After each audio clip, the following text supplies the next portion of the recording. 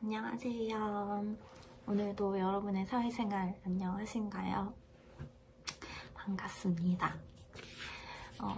오늘 얘기를 하기 전에 지난 영상들에 대해서 얘기를 하자면 지난 사회생활 영상이 조회수가 100이 넘었어요. 저는 한 20-30번 정도 조회수가 나올 거라고 생각을 했는데 100개가 넘는 조회수가 나와서 너무 감사드리고, 그리고 제가 머리를 검정색 염색을 했어요.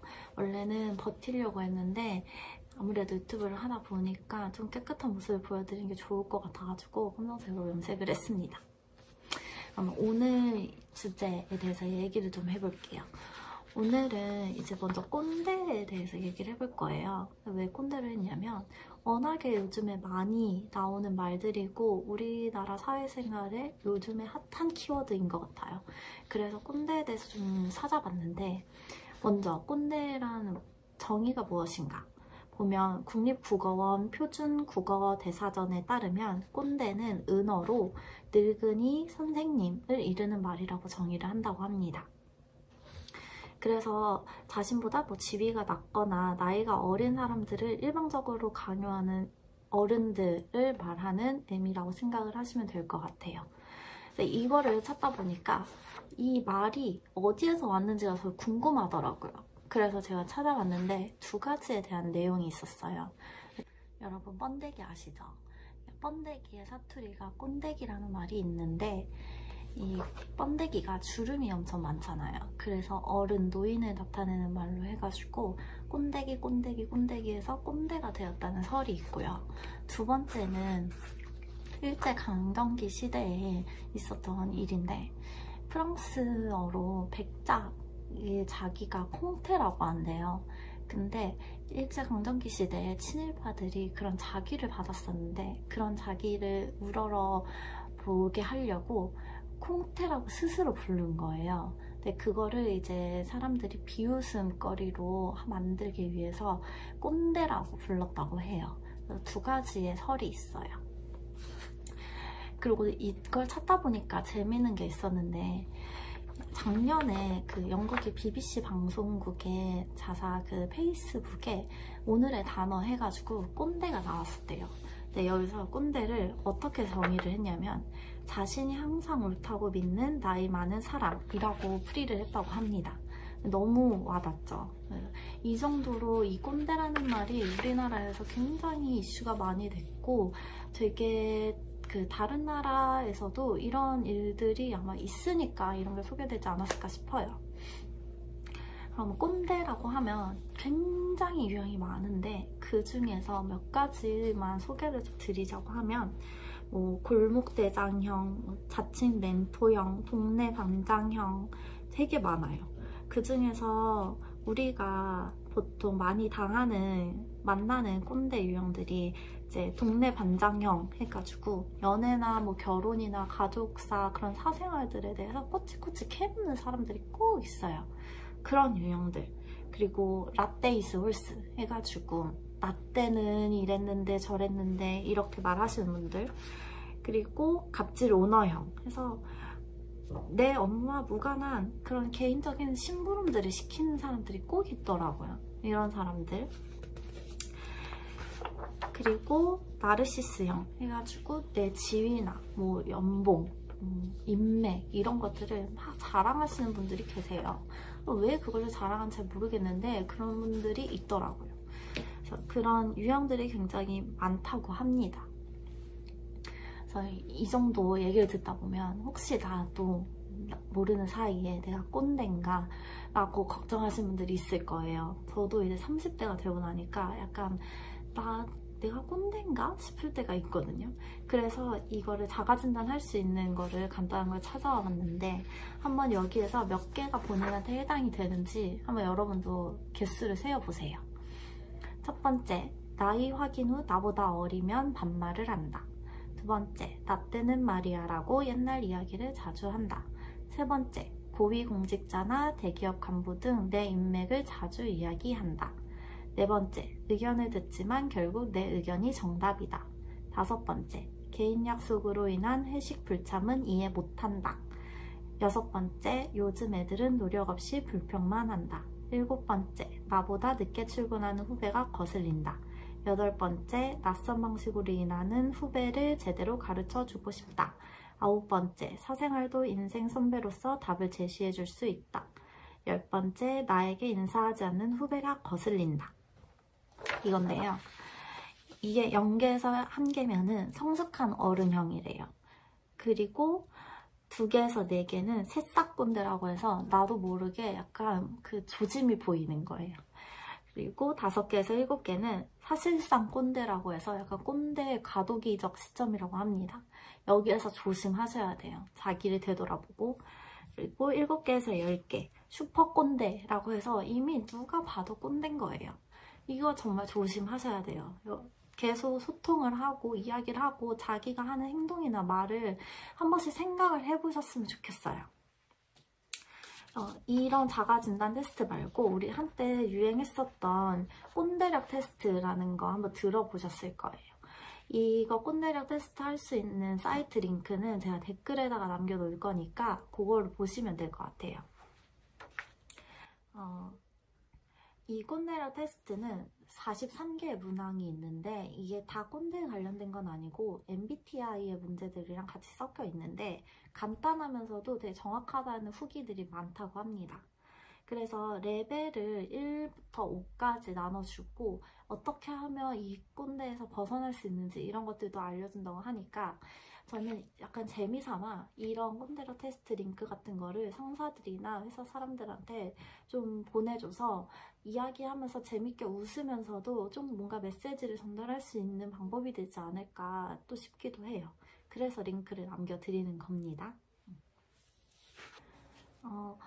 제가 꼰대랑 관련된 이야기를 한다고 말씀드리진 않았었는데 받은 것 중에서 사연이 온 게 꼰대랑 관련된 사연이어서 좀 얘기를 드리고 싶어요.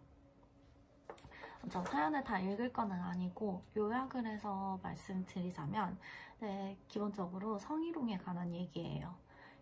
사연을 주신 분은 여자분이신데 제 남자 직장 상사분들이 계셨던 거예요.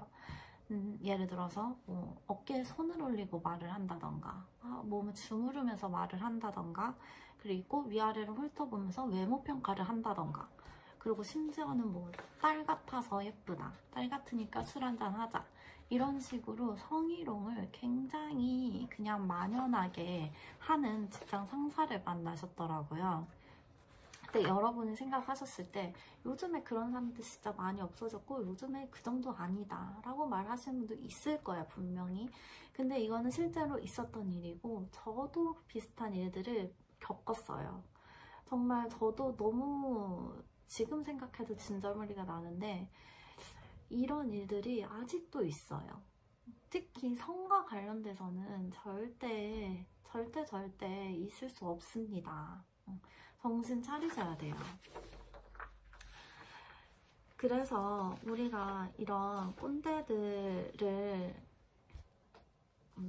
조심하기 위해서 직장 내 괴롭힘 금지법 들어보셨을 거예요. 이 법이 작년 7월 16일부터 시행이 됐는데 이 법에 대해서 좀 알아보려고 해요. 이 법이 그 정의를 먼저 보자면 이제 그 사용자 또는 근로자는 직장에서의 지위 또는 관계 등의 우위를 이용하여 업무상 적정 범위를 넘어 다른 근로자에게 신체적, 정신적 고통을 주거나 근무 환경을 악화시키는 행위를 하여서는 아니 된다. 이 행위가 직장 내 괴롭힘이라고 이야기를 한다고 합니다. 이게 관련된 조항이 이제 근로기준법 제76조 2항에 관련되어 있는 건데요. 제가 이 법에 대해서 조금 더 알고 싶은 분들이 있을 것 같아서 이것도 링크를 남겨놓을게요. 우리가 알아야지 써먹을 거잖아요. 그래서 법 조항 같은 경우에는 알아두시면 좋을 것 같아요.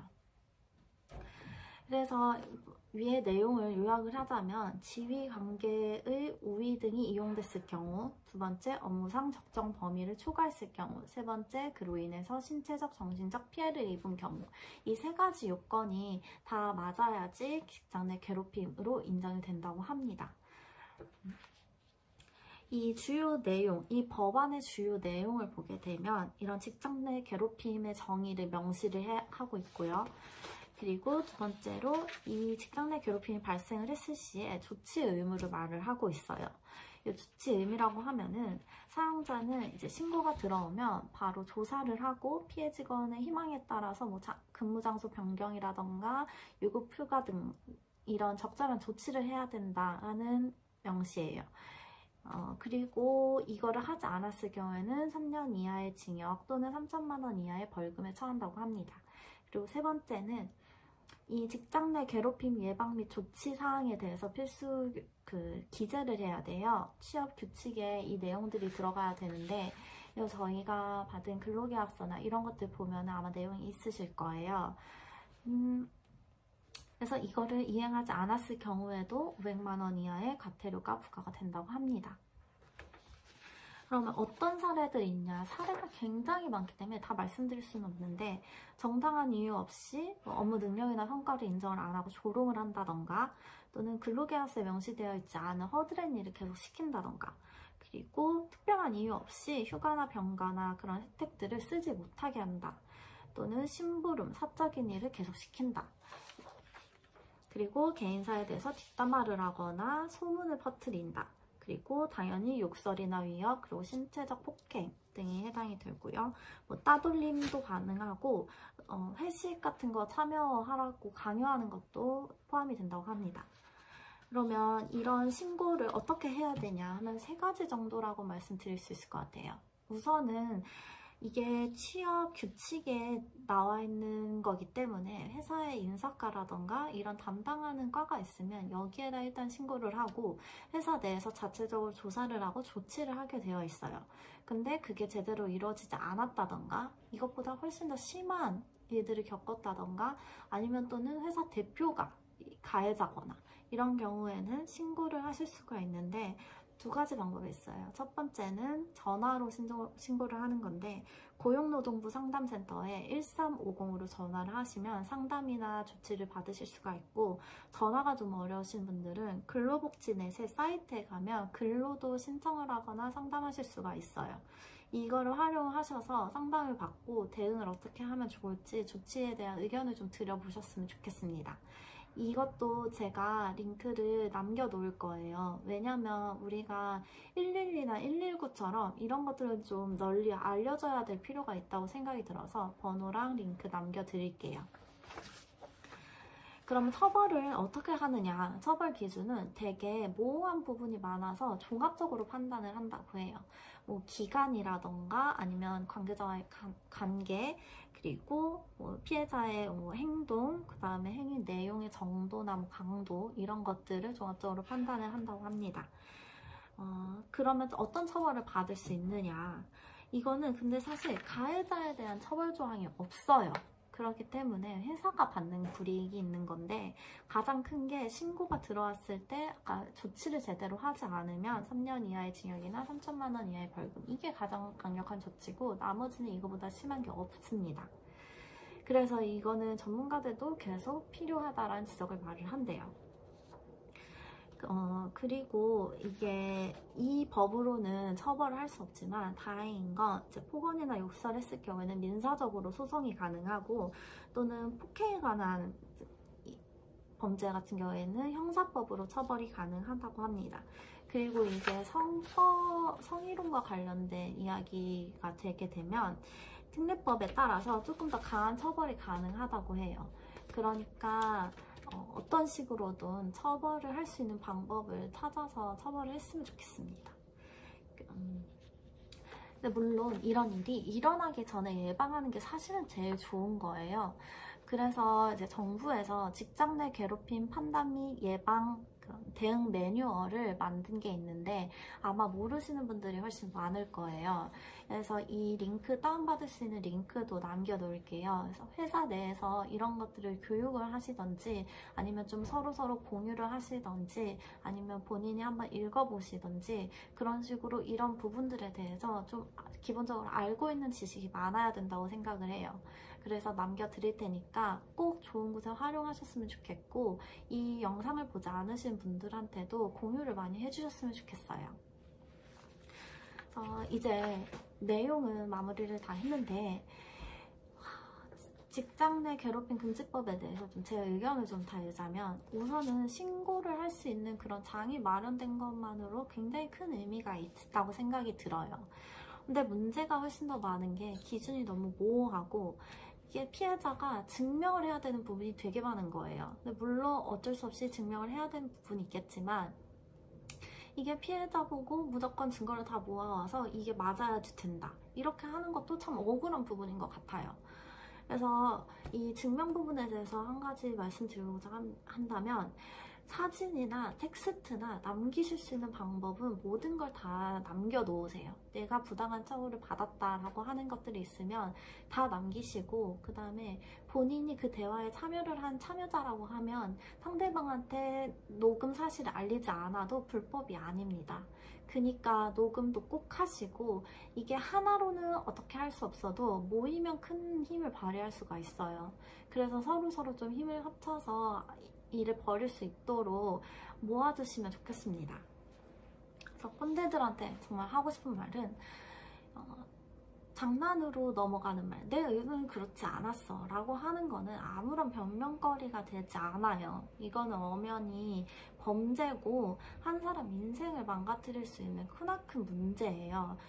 그리고 가족이나 친구 사이도 아닌데 사회생활을 하면서 동료들 간에 당연히 말조심이나 행동조심 어느 정도 거리를 유지하는 거는 당연한 일이에요.